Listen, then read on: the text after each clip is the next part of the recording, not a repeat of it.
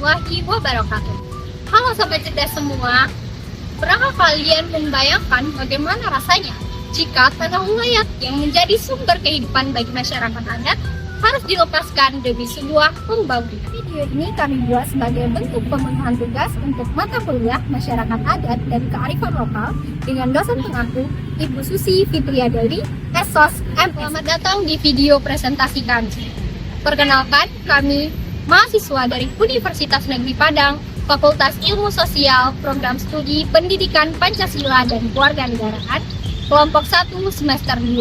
Ini kami akan membahas isu yang sangat penting, terutama di tengah pembangunan IKN yang masing-masing, yaitu kajian yuridis tentang pengadaan tanah di Kota Nusantara terkait tanah ulayat masyarakat adat di Penajam Pasir. Dari permasalahan tanah ulayat yang terjadi di masyarakat adat Pasir, pemerintah harusnya secara resmi mengakui dan menetapkan wilayah tanah ulayat masyarakat adat Pasir dan harus melibatkan tokoh adat, kepala adat, dan masyarakat adat dalam pembangunan IKN, mulai dari perencanaan hingga pelaksanaan, serta nilai ganti rugi terhadap tanah ulayat harus mencakup nilai spiritual dan sosial dari tanah ulayat, bukan hanya sekedar nilai.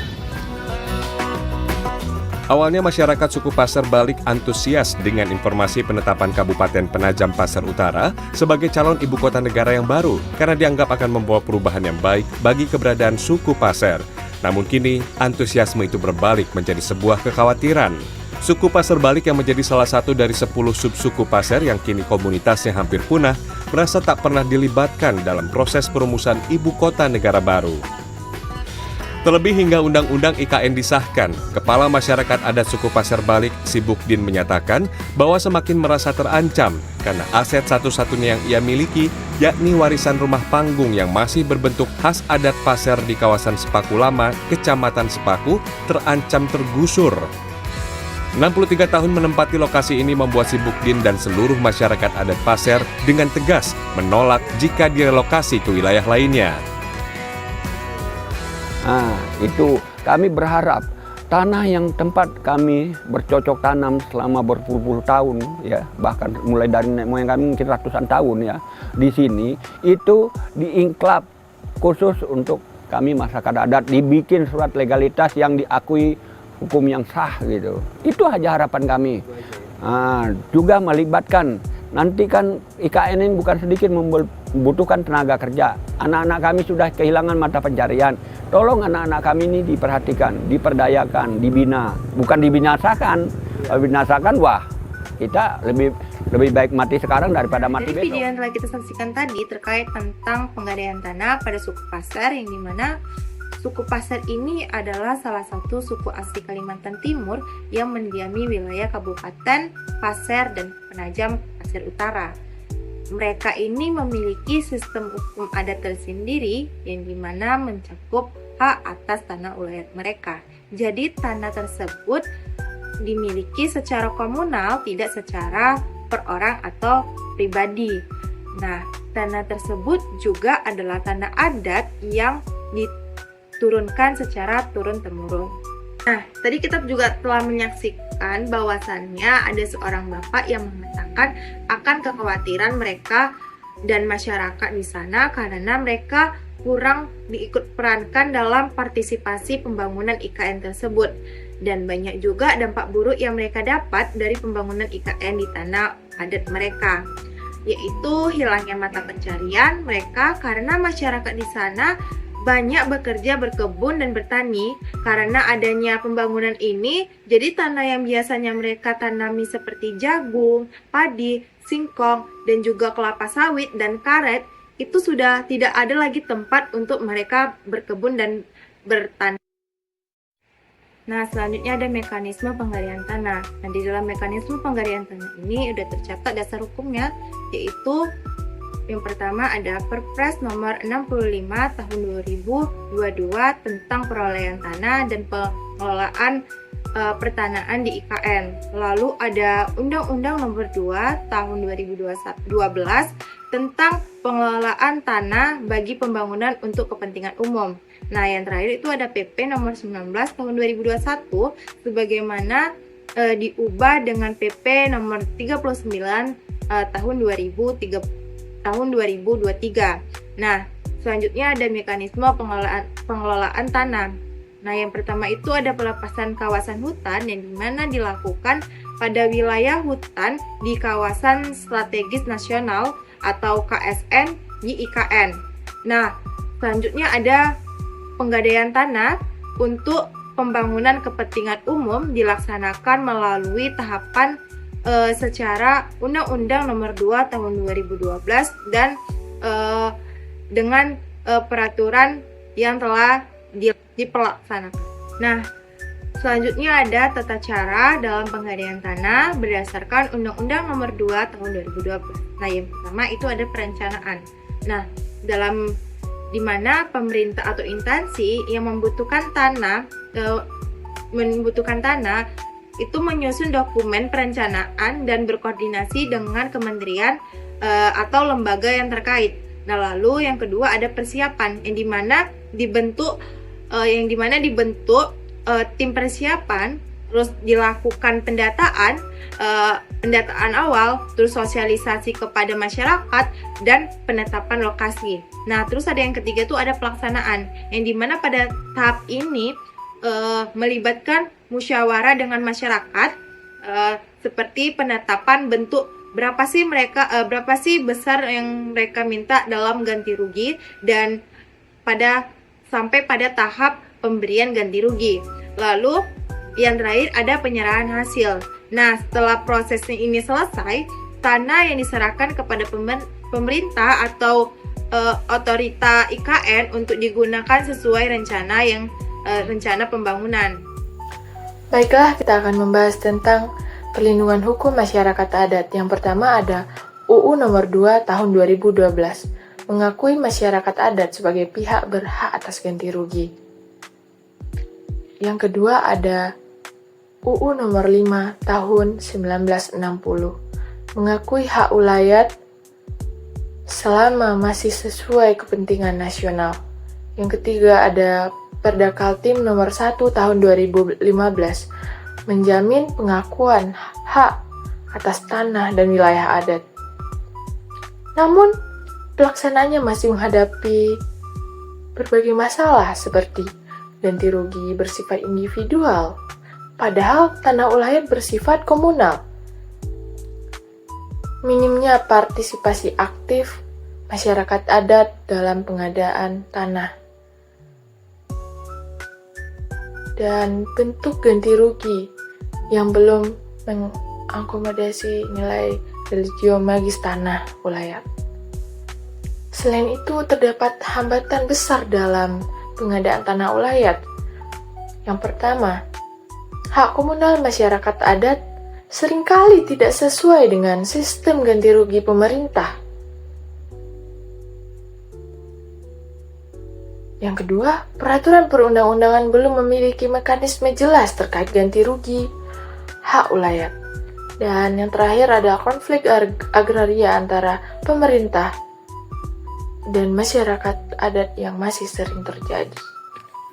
Nah, terkait dengan hambatan dalam pengadaan tanah, pada dasarnya, meskipun secara hukum sudah ada perlindungan dalam pelaksanaan pengadaan tanah, namun realitanya masih banyak hambatan yang muncul di lapangan. Misalnya, suku Peser mengalami sengketa dengan perusahaan dan pemerintahan karena lahan yang mereka gunakan secara turun-temurun untuk bertani diambil alih untuk pembangunan. Dalam prosesnya, seringkali masyarakat harus menerima kenyataan bahwa sumber penghidupan mereka hilang begitu saja, tanpa perlindungan yang cukup. Bahkan seringkali terjadi konflik agraria antara masyarakat adat dengan pemerintah di lokasi pembangunan ibu kota Nusantara tersebut. Karena hak-hak dasar masyarakat belum sepenuhnya terpenuhi. Salah satu hambatan besar lainnya, belum terakomodasinya nilai hak komunal masyarakat adat dalam sistem ganti rugi yang ada. Mekanisme yang digunakan pemerintahan dianggap belum efisien dalam melindungi hak-hak masyarakat adat. Meskipun ada regulasi, namun implementasinya belum cukup dan kuat untuk memberikan perlindungan yang nyata. dalam proses pengadaan tanah. Hal ini menunjukkan bahwa perlindungan undang-undang yang masih perlu diperbaiki, terutama dalam menjamin mekanisme ganti rugi dan pengakuan status masyarakat adat setiap proses pengadaan tanah. Menjelaskan nilai yang masih ada halaman 901 pada 1 dan kalimat kedua yang berbunyi media yang melibatkan pemerintah Kabupaten Penajam Pasar Utara, Badan Pertanahan setempat, kelurahan RT dan RW, serta tokoh-tokoh atau kepala adat serta masyarakat adat dan pemilik lahan. Yaitu makna yang tersirat menurut saya adalah dalam penyelesaian masalah, masyarakat adat masih dilibatkan melalui mekanisme mediasi bersama dengan pemerintah dan tokoh-tokoh setempat. Ini menunjukkan bahwa suara masyarakat adat masih dihargai dalam proses pengambilan keputusan.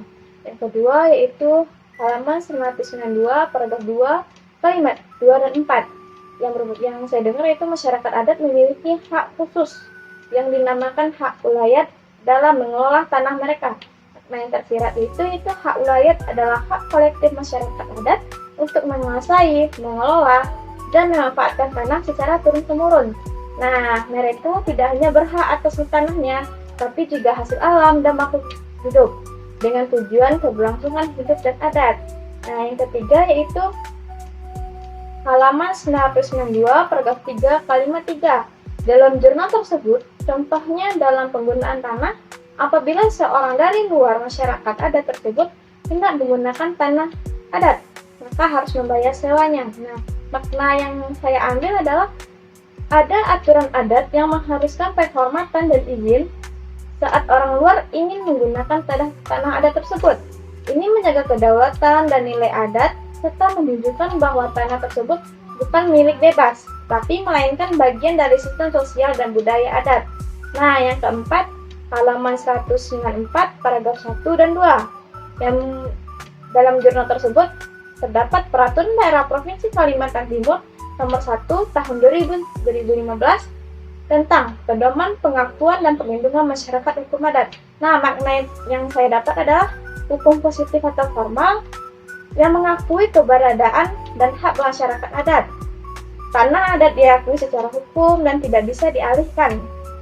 Ini memberikan payung hukum atas nilai adat yang masih ada ataupun yang berlaku, termasuk dalam konteks pembangunan ibu kota Nusantara. Yang saya jelas itu terdapat yang nilai yang masih ada. Yang sekarang yang kedua adalah yang sudah hilang atau pudar, yang terdapat pada halaman 184 paragraf 1 abstrak kalimat 4. Di dalam jurnal tersebut, meskipun sudah sesuai perlindungan hukum, masih kurang dalam pelaksanaan pengadaan tanah, serta terdapat beberapa hambatan terkait pelaksanaannya.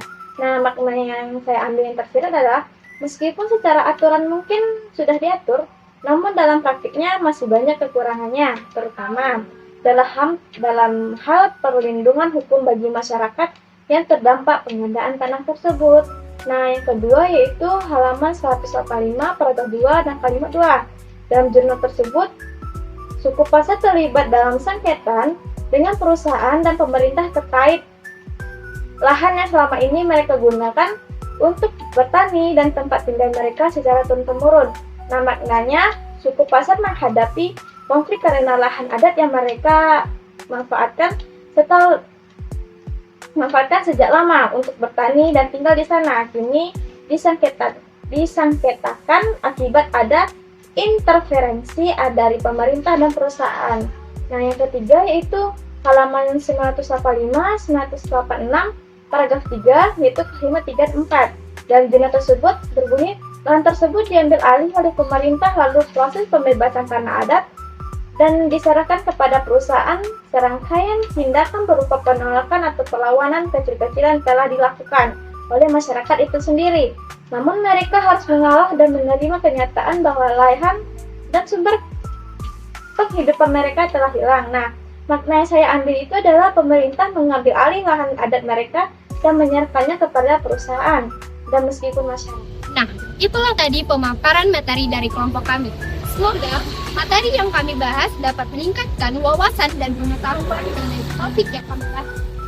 Kami menyadari bahwa dalam penyampaian video ini masih banyak kekurangan. Maka dari itu kami menerima kritik dan saran yang bagus. Terima kasih sudah menonton, sampai jumpa di video berikutnya.